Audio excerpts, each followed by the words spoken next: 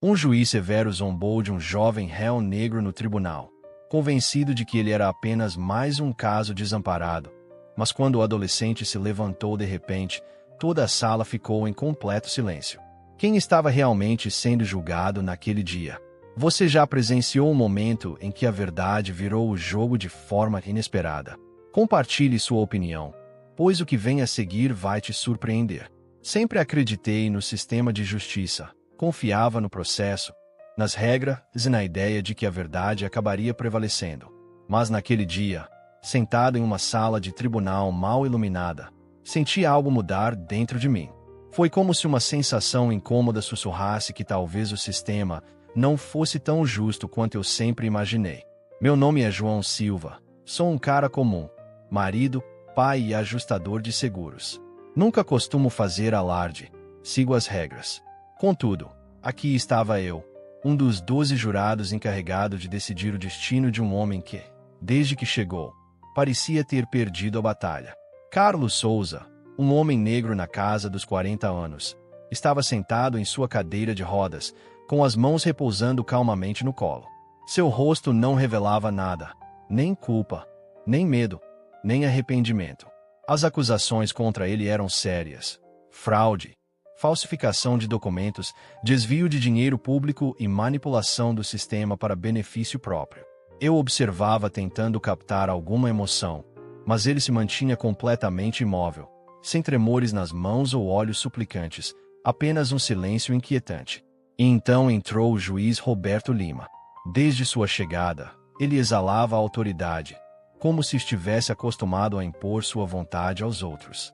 Alto, imponente e com um olhar penetrante, sua presença fazia todos se endireitarem sem nem perceber.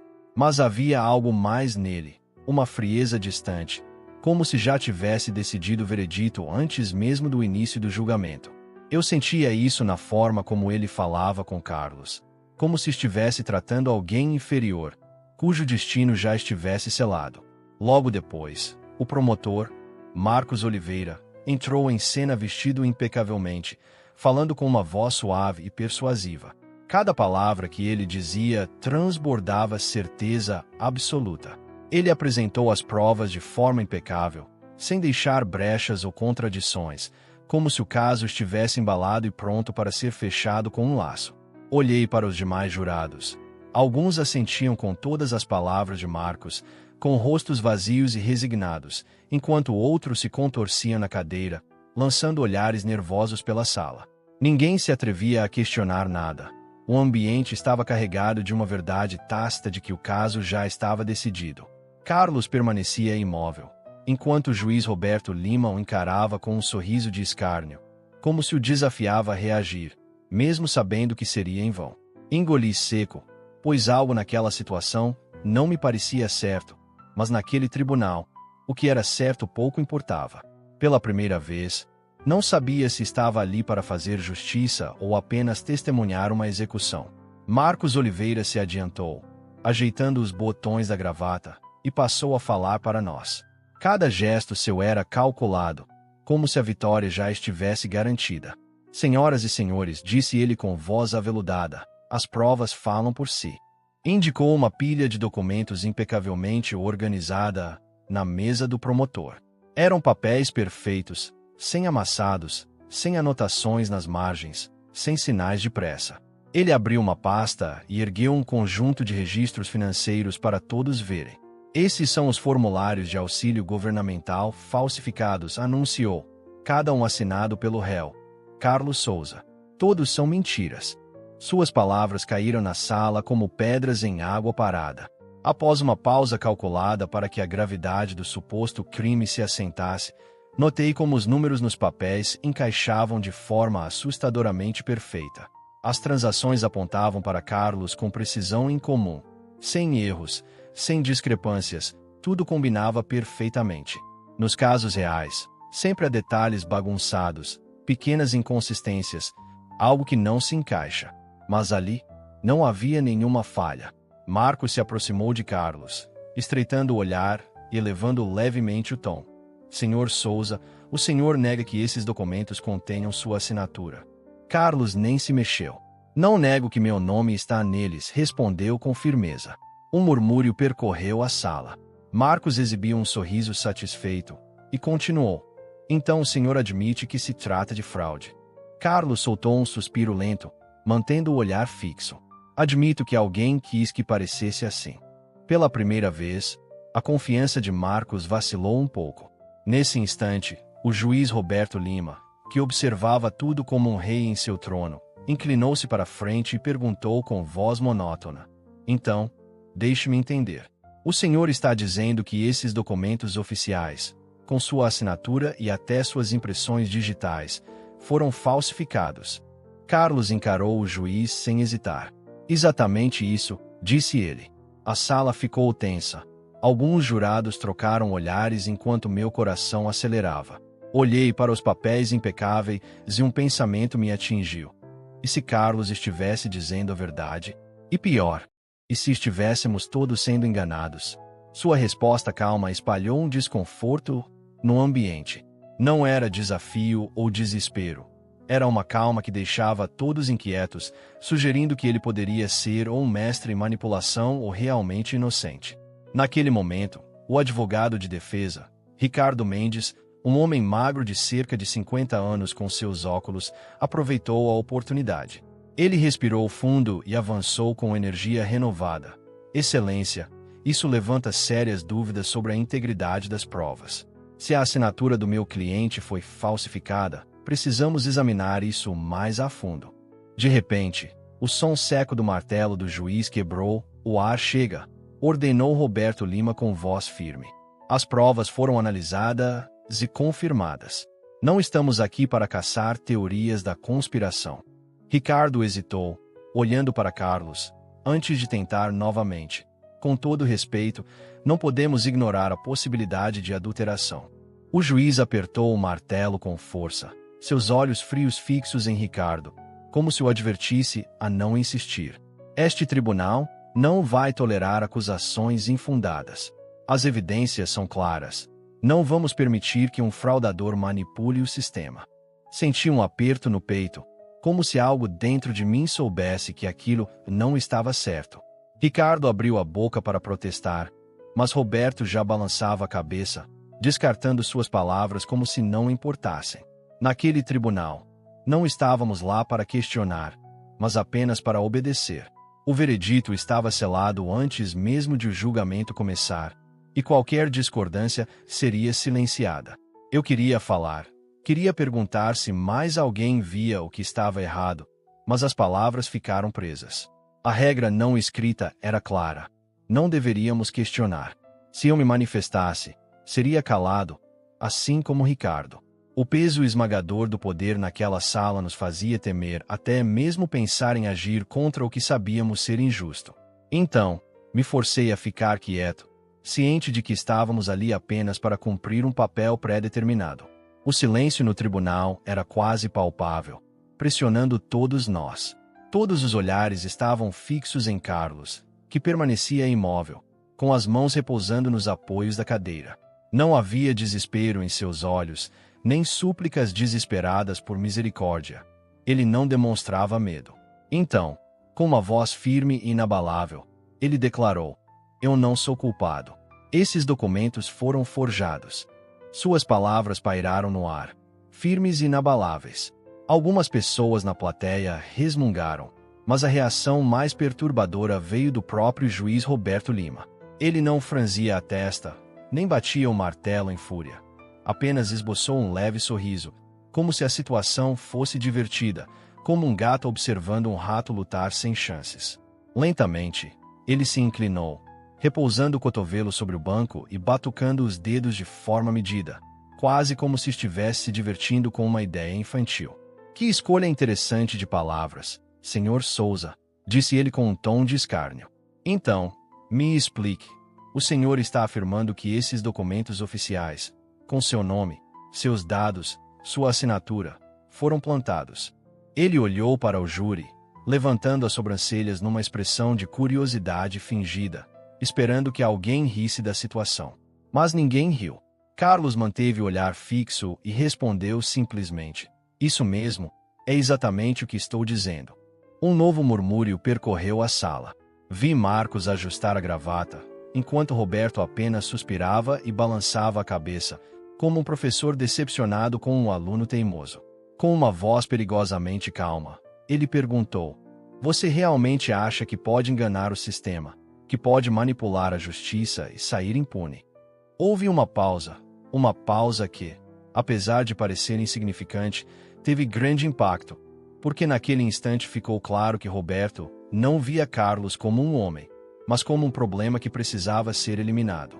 E ali, enquanto Carlos permanecia inabalável, percebi que ele não lutava apenas por si mesmo. Estava enfrentando algo muito maior.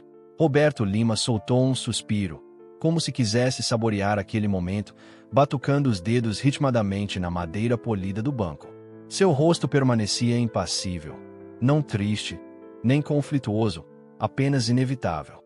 Em seguida, ele varreu a sala com o olhar, fixando os olhos nos jurados apenas o tempo suficiente para nos lembrar do nosso lugar. Ele já sabia como tudo terminaria, e nós também sabíamos.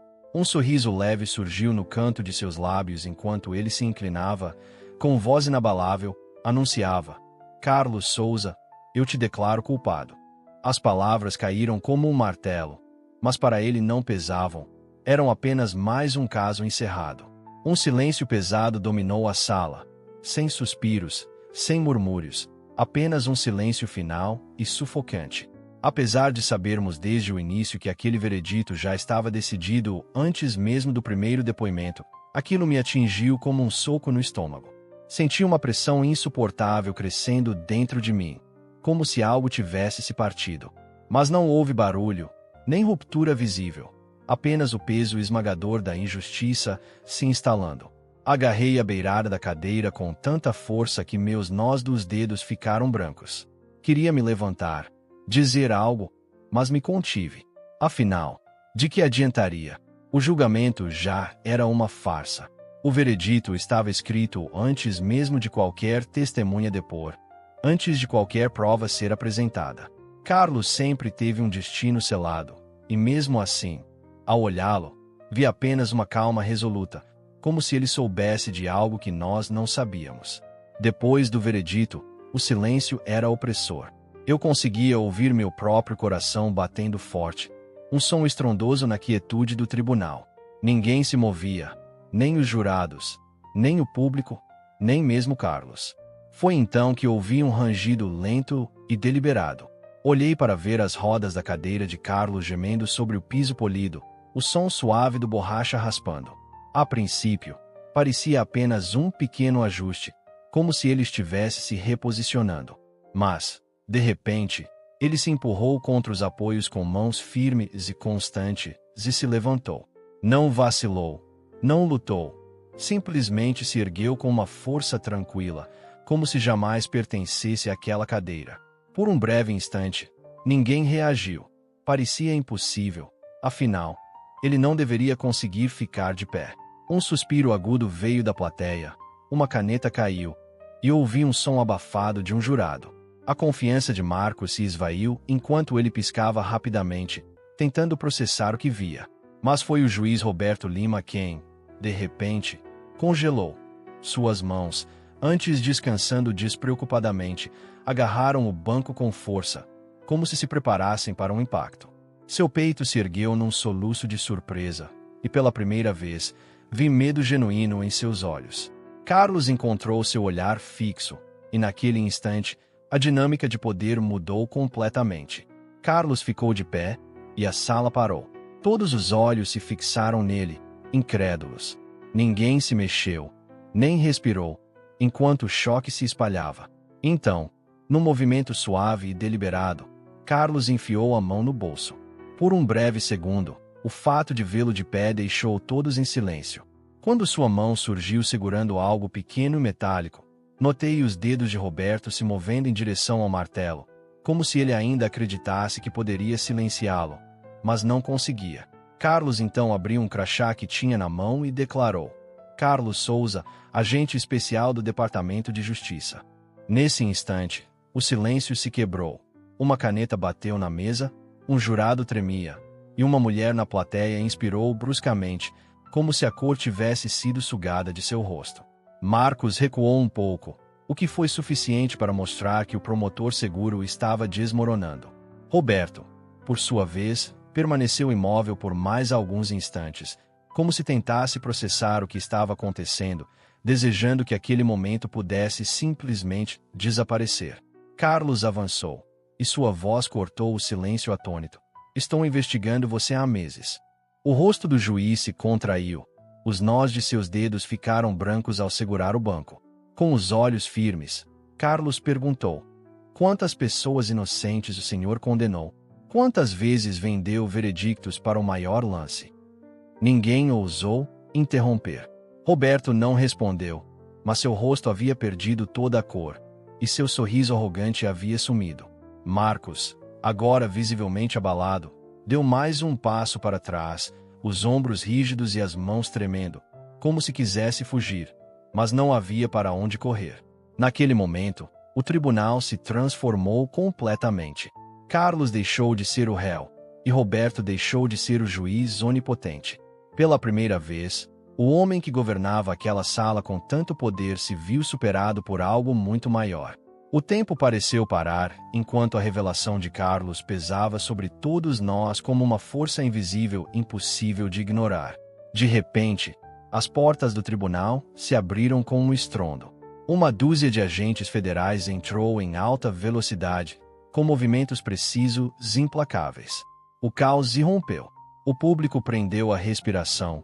Os jurados se contorceram em suas cadeiras e uma mulher soltou um grito abafado. O ambiente ficou eletrizante, carregado de tensão prestes a explodir.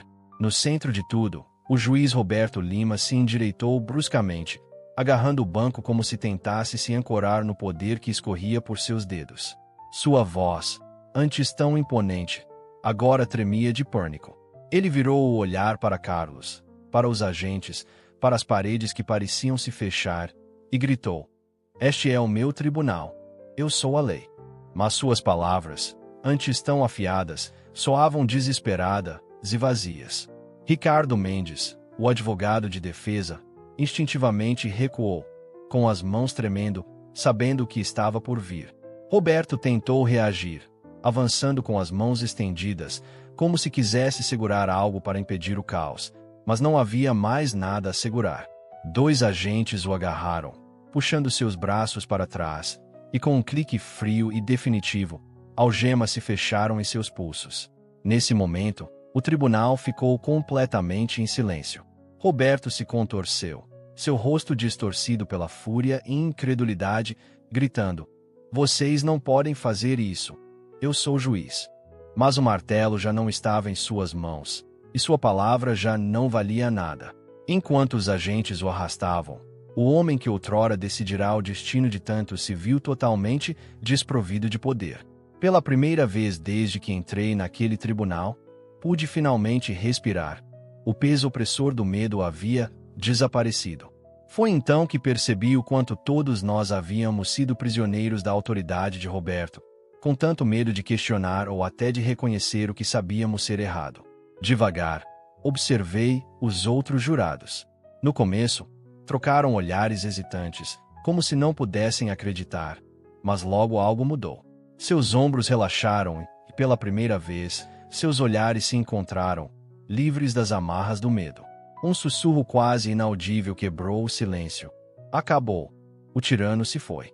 Essa palavra carregava o peso de tudo o que havíamos suportado: a injustiça, o silêncio, a sensação de impotência. E, ao olhar ao redor do tribunal, percebi algo mais. Aquele lugar já não parecia mais uma prisão. Ao sair do tribunal, o ar fresco da tarde me atingiu como uma onda revigorante, puro, sem filtro e real. Mas o peso no peito ainda permanecia. Carlos Souza havia vencido naquele dia. A justiça, por fim, havia prevalecido. No entanto, não consegui deixar de pensar em quantos outros não tiveram a mesma sorte. Quantas vezes homens como Roberto governaram de seus tribunais, silenciando os inocentes e distorcendo a lei para satisfazer sua ganância. Quantas vidas foram destruídas por veredictos falsos, enterradas nas rachaduras de um sistema falho. Esse pensamento fazia meu estômago revirar. Durante anos, acreditei na lei, na ideia de que a verdade sempre encontrava um caminho para se revelar. Mas naquele dia, vi a verdade como ela realmente é: frágil, constantemente atacada pela corrupção e sempre precisando de alguém corajoso o suficiente para lutar por ela. Carlos não só se defendeu, ele expôs uma mentira. Ele se levantou quando ninguém mais se atreveu. Ao deixar aquele tribunal, soube que jamais ficaria em silêncio novamente. A justiça não acontece por si só. É preciso pessoas dispostas a agir, mesmo quando é perigoso, mesmo quando é mais fácil olhar para o outro lado, mesmo quando o mundo inteiro diz para ficarmos quietos. Se essa história tocou você, não aguarde só para si. Compartilhe com alguém que precise ouvir. Vamos manter a conversa viva. E se você acredita no poder da verdade e da justiça, faça a sua parte para que a mudança aconteça. Obrigado por ouvir. E lembre-se, a mudança começa quando todos nós nos unimos para fazer a diferença.